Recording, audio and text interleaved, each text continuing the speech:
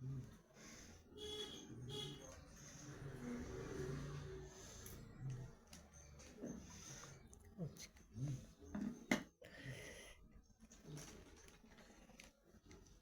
আমাদের রান্না হয়েছে ভাত, আর হয়েছে শিম বাটা, শিমটাকে সিদ্ধ করে বেটেছি, আর হয়েছে শুক্তো বেগুন দিয়ে, আলু দিয়ে, গাজর দিয়ে, সব দিয়ে নিম পাতা দিয়ে একটা শুক্তো করেছি। শুক্তোটা খেতে খুব ভালো লাগে। নামানোর আগে বাটার দিয়েছি।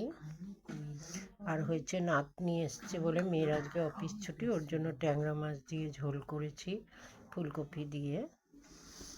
আর হচ্ছে ধনে পাতা বাটা দিয়ে ট্যাংরা মাছ করেছি, তোমাদের একদিন এই রেসিপিটা দেখিয়ে দেবো।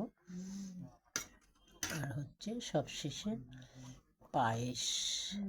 এই হচ্ছে আজকে আমাদের